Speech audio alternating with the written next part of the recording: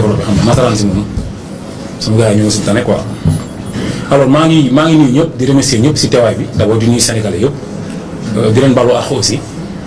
di rafet trop si teewaay bi di nuyu professeur Cheikh Omar Diagne muy teewam fii vraiment mu nekk lu rëy si ñun respect bu bëri bu ñu ko amee moom di nuyu Sénégal yëpp nag di leen balu àq. alors dañuy commencer d'abord si version wolof bi nag du intact comme français bi quoi day bëri ay lu may développer parce que fekk y aura beaucoup de questions xam nga am na si bëri yoo xam ne jot naa ko.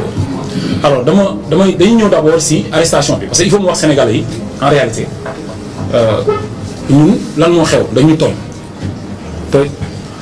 bi ñu nekkee prison en étant en prison man xam naa comprendre nañ ni Sénégalais yu bëri comprendre luñu ñun dañu tooñ parce que manipulation am na si média bi am na ba ñu ne dañu am lu ñu étiqueté maanaam ñu ay waxatu toj lañ quoi ay waxatu toj lañ donc alors su dara xewee rek ñoom ñoo ko def quoi ñoom ñoo ko wax gars yi cherchent même pas à comprendre alors on a fait une émission si Sunugal 24 émission bi ñu ngi ko def avant le décès de l'imam Aliou Badara Ndao ñu ngi ko def lundi laa ko def imam bi suma jumul mercredi la décédé mercredi la décédé xam nga mardi la décédé donc veille décès imam bi laa ko def donc dama seeti imam bi hôpital si ngoon si ma dem def émission bi alors ñoom bi ma policiers yi arrêté ci émission boobu lañ doon defee audition bi ci lañ doon defee PV yi ci yëpp li ñu def yëpp chef d'inculpation yi ñoom nañ foofu lañ ko jëlee waaw li ñu chargé alors dañu tooñ mais tooñ li si gën a metti mooy tooñ d'abord mooy ci ñun imam Aliou Badara Ndao man waajur la si man parce que imam Ndao man mënuñu ma noppaloo du ma wax si moom mënul nekk parce que man waajur la si man imam la si man te ñun si luñ gëm ñun nga xam ñun gëm ñu république imam institution la suñu comme ni gars yi wax Macky Sall institution la ni ñu waxee naan il faut respecter les institutions ñun pour ñun benn institution moo am mooy imam benn constitution moo am mooy alxuraan ñun loolu lañ gëm kon imam fi gars yi teg Macky Sall ñun fu ko raw lañ teg imam bi parce que alxuraan dafa wax ni ki gën ci yéen mooy ki jàngale alxuraan boobu di ko jàngale kon Macky Sall imam bi ko gën Macky Sall jàngul sax saatu ala faatiha lay wax donc kon bokkul ak imam Ndao alors kon duñ tëkkale imam bi institution bu toog noonu di ko tëkkale ak leneen xalaatuñ ko sax duñ ko def alors li may njëkk expliquer mooy bi ñu defee émission bi ñoom dañuy wax ne imam Ndao état bi moo ko rey maanaam dañ ne Macky Sall moo ko rey ni loolu la ñu wax quoi alors ñun man bi may dem émission sama 128 pensé xalaatu loolu sama imam bi day décédé wax dëgg yàlla te loolu ma wax ko mu leer pour leeral ko Sénégalais yi ne sama 128 pensé xalaatu loolu ni imam Ndao day décédé gëmoon naa ni man imam Ndao day jugaat la raison bi tax ma gis professeur Cheikh Omar Diagne bi ma wooyee ñu dem ñu def cagnotte alhamdulilah Sénégalais yi dañu participer ñu def le tout pour imam bi mën a dem faju à l'extérieur donc kon ñun suñu yéene nekkul imam bi décédé mais nag dafa am loo xam moo jiitu ñun avant dara mooy imam bi mu amee problème ci affaire terrorisme bi ñu ko arrêté ñun dañuy jugoon dem seeti ko ci kaso bi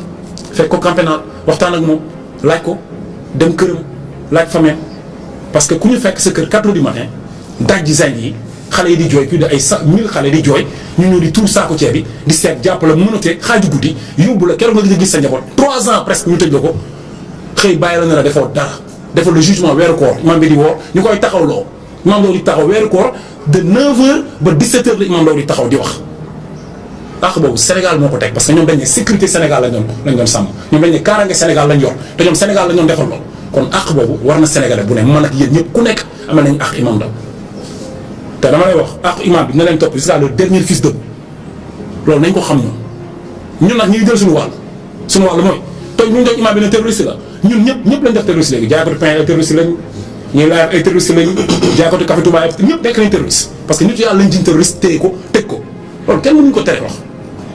léegi nag li xew mooy mag rek boo ko tëjee kaso rek dafa metti mag rek déjà problème la ñun def nañ prison man def na ko defaat ko dañ doon saraxu sax di ñaan chef de cour yi que mag ñi nga xam dañ leen tëj ñu leen di bàyyi ñu am cour gu tëj bëccëg suba ngoon quoi au fait parce que mag bu toogee lu yàgg loolu da koy jox feebar loolu bokk na si feebar imam bi te imam bi moo ko wax donc c'est pas du suñuy propos moom moo wax li mu doon dund ci kaso bi donc du suñuy propos ñun Sénégal tàkk bugguñu ko ñun bugguñu Sénégal tàkk Sénégal lañ am on gagne rien ci Sénégal tàkk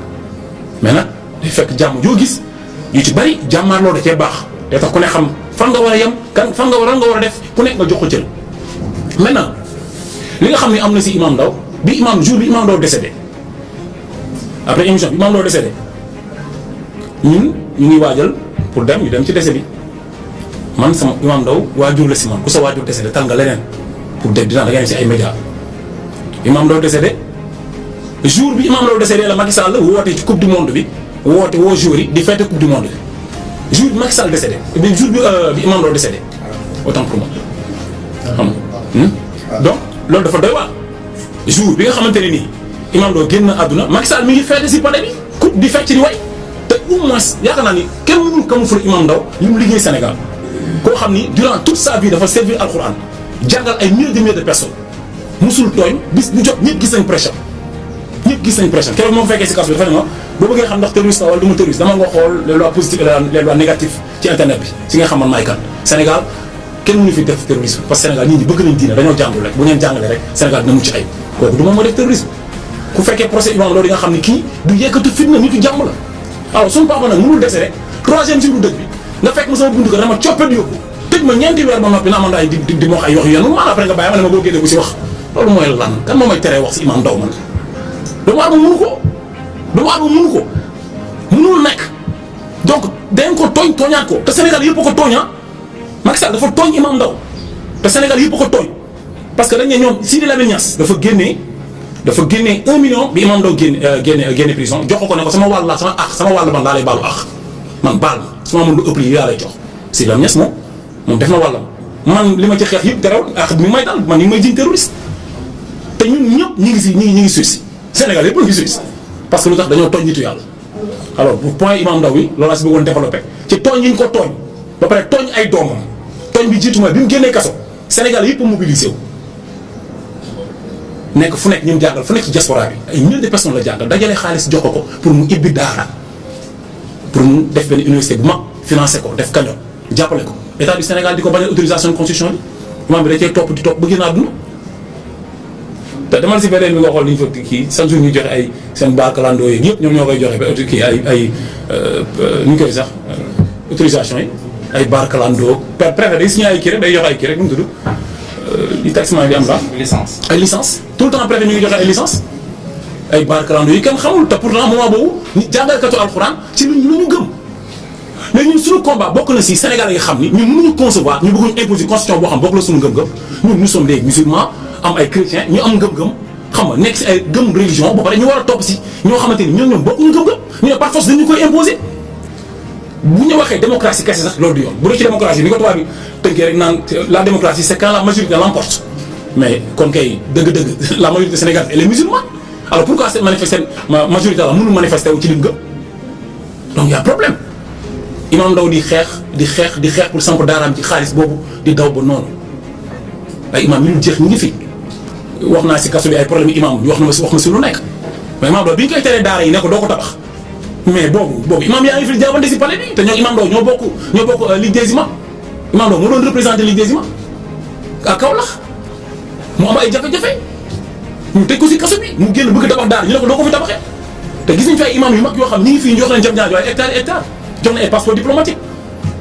léegi ñaata islam moo fi am ñaari islam dafa am bay islam ak beneen wala donc moo tax man affaire Imam Ndao la ma si taxaw siège bii dañ koy defar pareegul si Lamine Niass lañ ko tuddee boo leen seetee kër Sidi moom lañ ko tuddee mais salle bi ñu ko tuddee salle Imam Ndao salle conférence Imam Ndao lañ ko tuddee moo waral photo yi ngeen di gis nii yëpp donc pour wax leen ne ñun Imam Ndao dafa nekk koo xamante ni lu bëri lu nekk suñu da ko cee defar te combat am la ñuy àggali te képp ku jàpp ni mën nga ñu noppaloo ci moom naka nga sa bopp Imam Ndao amul dossier yu grave du terroriste neen ko tooñ bu ngeen wut tooñeet bi ñu ko accepté alors loolu laa bëggoon expliquer si kaw Imam Ndao wax si diggante loo xam ne bëgg naa si taxaw rek su ma wax si Imam Ndao damay delluwaat si discours am moom laay daanele mooy charia bi ak république bi république diine la c'est une religion parce que religion mooy le relier ci quelque chose